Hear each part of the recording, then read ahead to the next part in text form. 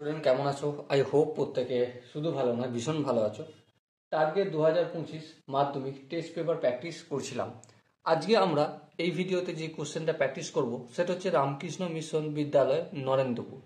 এই টেস্ট পেপারের 14 দাগের একের কোশ্চেনটা সলিউশন করব। ওকে, সো প্রথমে 14 দাগের একের কোশ্চেনটা কি বলেছে আমরা মন দিয়ে পড়ে নিই। কি বলেছে দেখো, একটি আয়তাকার মাঠের দৈর্ঘ্য ও প্রস্থ যথাক্রমে 20 মিটার ও 15 মিটার।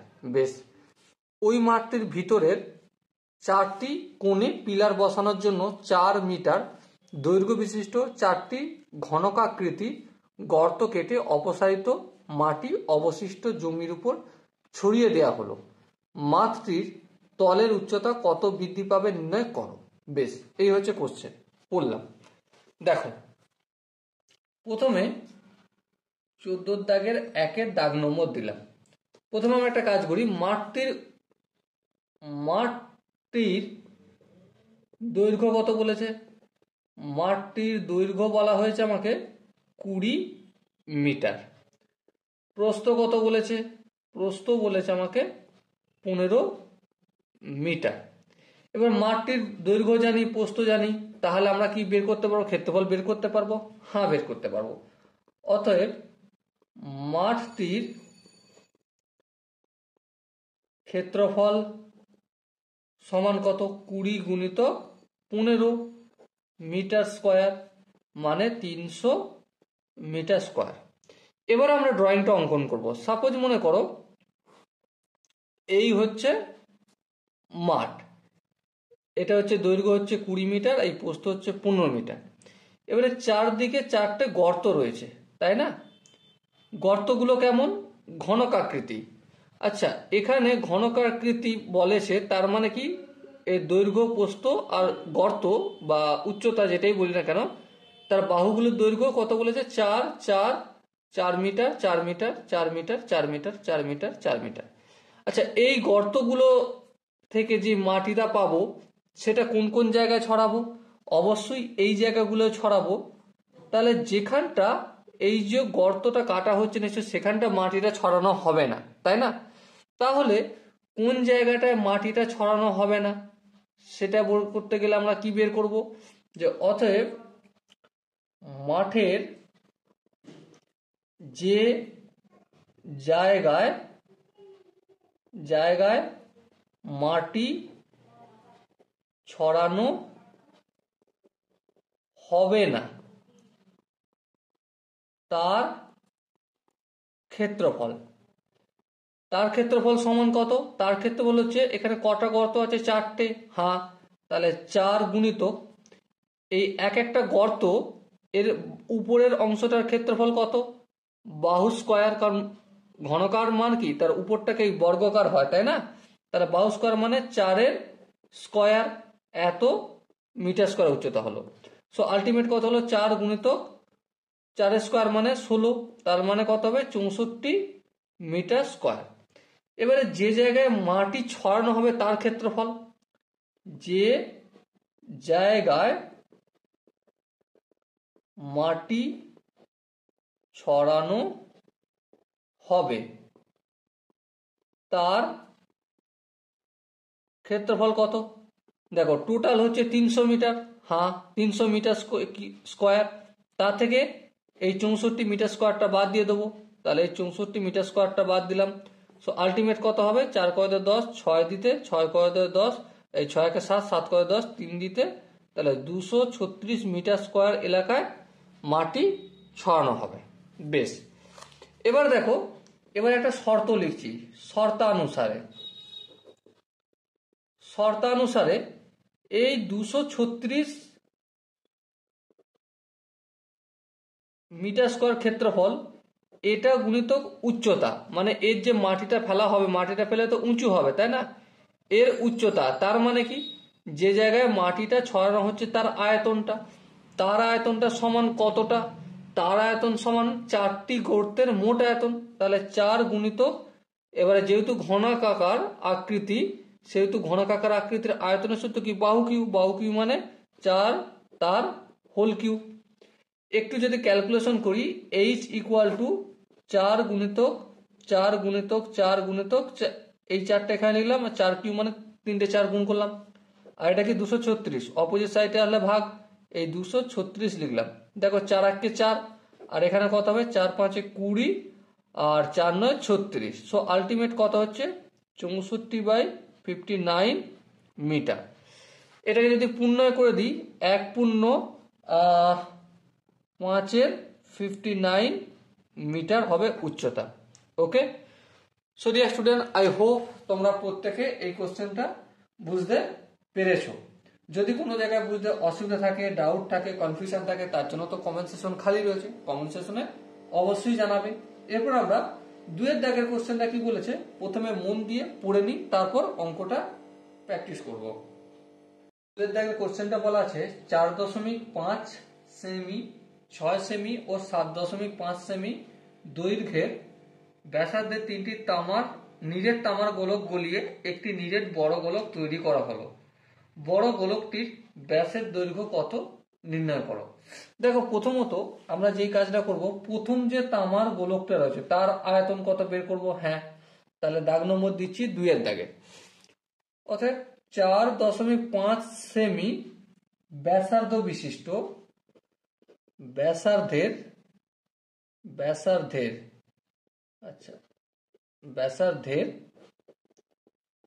তামার গোলকের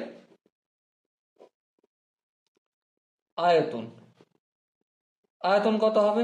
আয়তনের সূত্র হচ্ছে 4/3 ইন্টু পাই ইন্টু ব্যাসার্ধ কিউ, ব্যাসার্ধ কিউ মানে 4.5 তার হোল কিউ, এত সেমি কিউ হবে।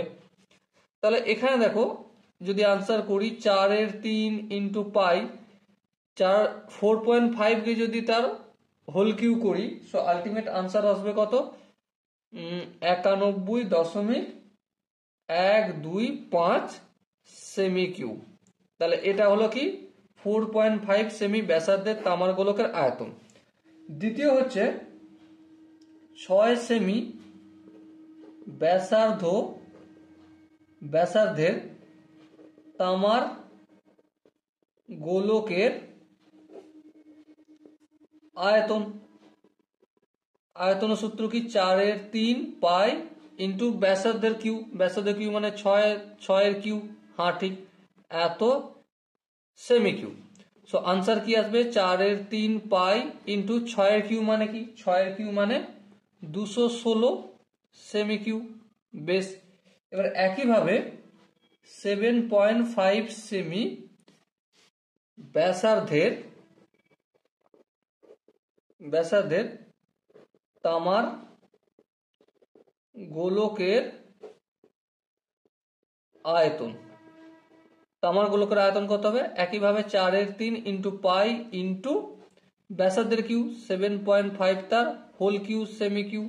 বেশ, তাহলে এখানে দেখো 4/3 পাই ইন্টু 7.5 এর যদি হোল কিউ করি মানে 3 বার গুণ করি কত হবে 421.875 সেমি কিউ।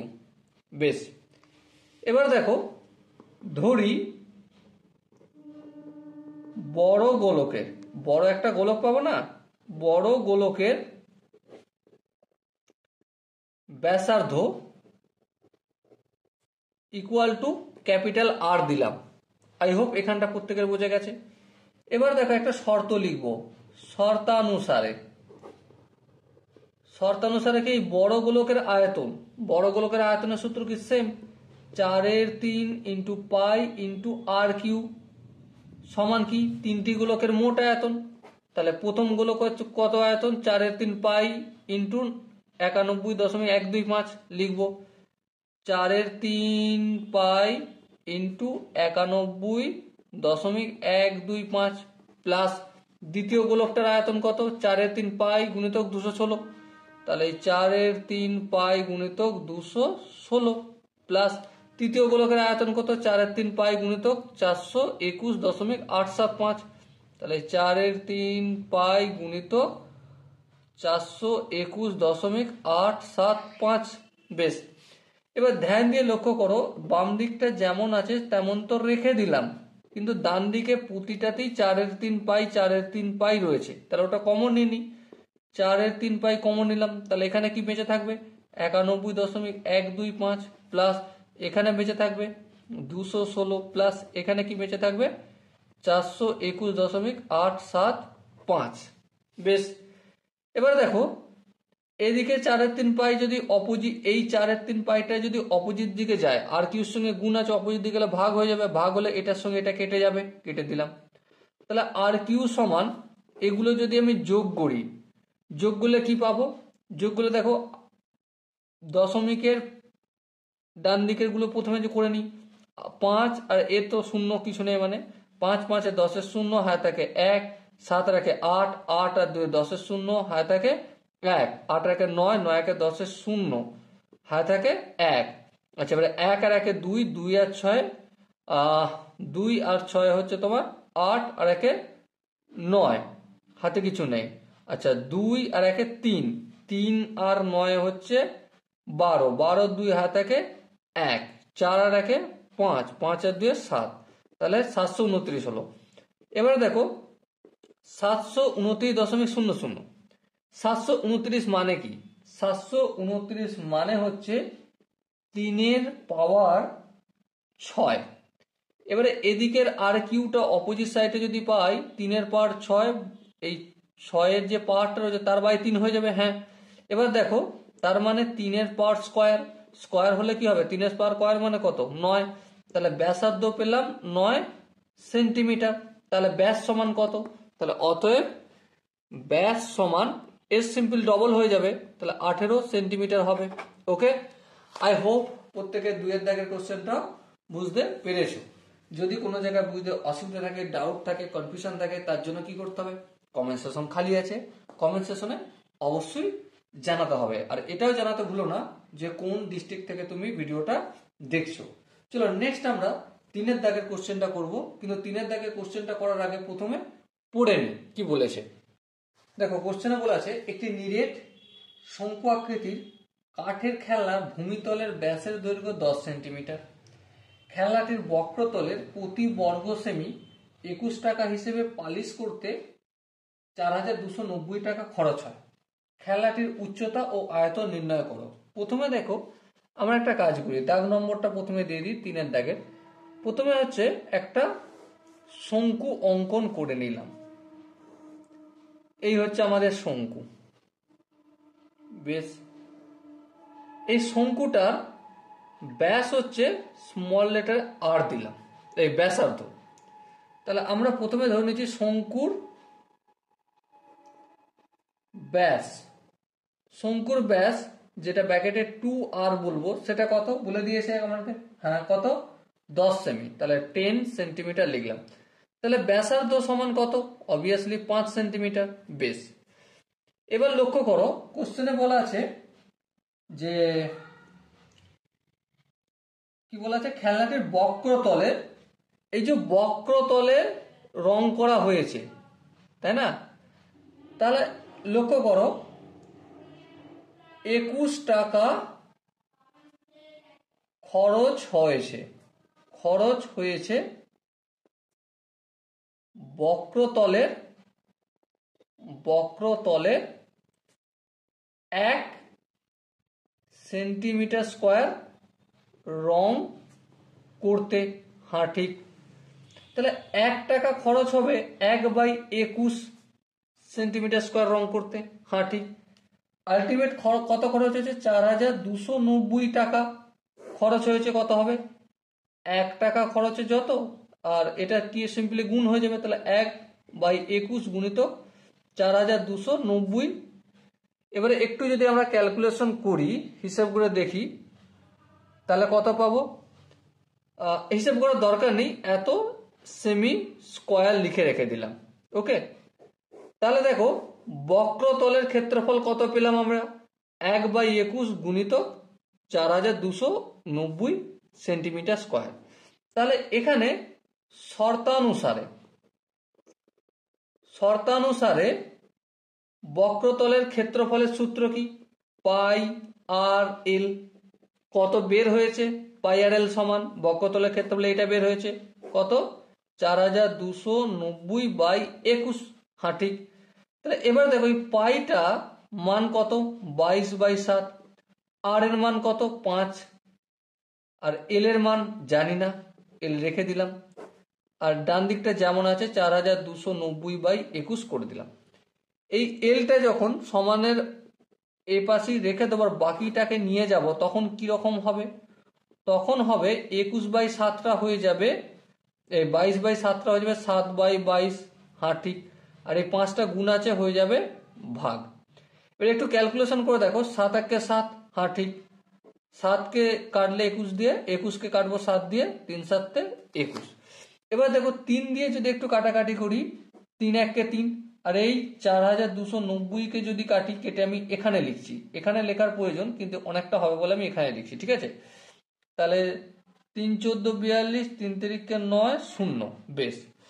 এবার দেখো 11 দিয়ে যদি কাটাকাটি করি, 11 দুগুণে 22, এখানে 11 1 11, 3 11 33, 0। বেশ। আরেকটু যদি কাটাকাটি করি, 2 1 2, আর এখানে 65 দুগুণে 30, 5 1 5, 5 13 65। সো এল এর ভ্যালু কত হলো 13। এল এর ভ্যালু 13, মানে এল বলতে তির্যক উচ্চতার ভ্যালু পেলাম। এবারে দেখো এই এল হচ্ছে 13, আর হচ্ছে 5, তাহলে উচ্চতা, এই উচ্চতা, এই এইচটা বের করতে হবে। হ্যাঁ, এবার ধ্যান দিয়ে দেখো এখানে একটা, এটা 90 ডিগ্রি হয়, হ্যাঁ ঠিক 90 ডিগ্রি।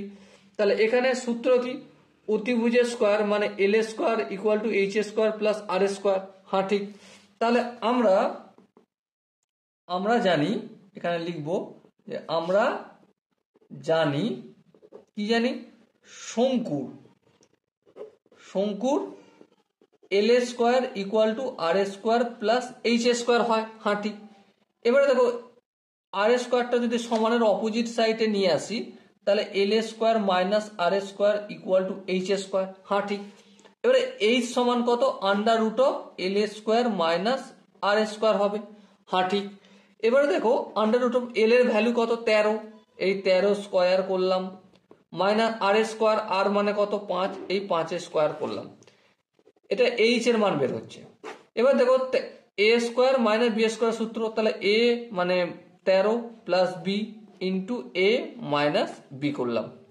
এবার দেখো 13 প্লাস 5 মানে 18, গুণিতক 13 মাইনাস 5 মানে 13 থেকে 5 বিয়োগ গুলো 8 হয়। সো এবারে দেখো 18 মানে কি 2 গুণিতক 9, হ্যাঁ ঠিক, 8 মানে কি 2 গুণিতক 2 গুণিতক 2। এবার দেখো এই দুটো 2 থেকে একটা 2 বেরিয়ে আসবে, এই দুটো 2 থেকে একটা 2, আর এই 9 থেকে 3 বেরিয়ে আসবে। সো এইচ এর ভ্যালু কত পেলাম আমরা, 2 দুগুণে 4, 3 4 12 সেন্টিমিটার। বলো বুঝতে কোনো অসুবিধা রয়েছে? আই হোপ বুঝতে কোনো অসুবিধা হওয়ার কথা নয়। এবারে জানতে চাইছে উচ্চতা, একটা আনসার আমরা পেয়ে গেছি। এবারে দ্বিতীয় জানতে চাইছে খেলাটির উচ্চতা ও আয়তন। তাহলে শঙ্কু আকৃতির খেলার আয়তন, আয়তনের সূত্র কি আমি আয়তন বলে লিখে দিচ্ছি, ঠিক আছে। আয়তনের সূত্র কি, আয়তনের সূত্র 1/3 পাই আর স্কোয়ার এইচ। 1/3 মানে 1/3, পাই মানে 22/7, আর মানে কত 5, মানে 5 গুণিতক 5, আর এইচ মানে এই মাত্র বের হলো 12। বেশ। এবার দেখো 3 1 3, 3 4 12। আর একটু যদি ক্যালকুলেশন করে দেখো, 4 5 20, 5 কুড়ি 100, 100কে 22 দিয়ে গুণ করলে 2200/7 এত সেমি কিউ। এবারে যদি পূর্ণে নিয়ে যাই, তাহলে 2200কে 7 দিয়ে ভাগ করলে 3 7 21, 21 22 1 হবে 1 10, 7 1 7, ফের 3 90, 3 0, 4 7 28, 29 30, তাহলে 314 পূর্ণ 2/7 সেমি কিউ, এটা আনসার হবে। ওকে। সো ডিয়ার স্টুডেন্ট, এখানে একটু ক্যালকুলেশনটা তোমরা একটু নিজেরা করে চেক করে নেবে, ঠিক হলো কি ভুল হলো। যদি কোনো জায়গায় বুঝতে অসুবিধা থাকে তো ডেফিনেটলি কমেন্ট সেকশন খালি রয়েছে। আই হোপ তোমরা প্রত্যেকে এই রামকৃষ্ণ মিশন বিদ্যালয় নরেন্দ্রপুরের যে পরিমিতি পোর্শনের 3টে কোশ্চেন এবছর টেস্ট পেপারে আসছিল, আই হোপ প্রতিটা সেকশন বুঝতে পেরেছো বা প্রতিটা কোশ্চেন আনসার বুঝতে পেরেছো, কনসেপ্ট বুঝতে পেরেছো। যদি কোনো জায়গায় বুঝতে অসুবিধা হয় তো ডেফিনেটলি তোমার সাথে দেখা হচ্ছে আমার কমেন্টে। ততক্ষণ পর্যন্ত ভালো থেকো, সুস্থ থাকো এবং জয় হিন্দ।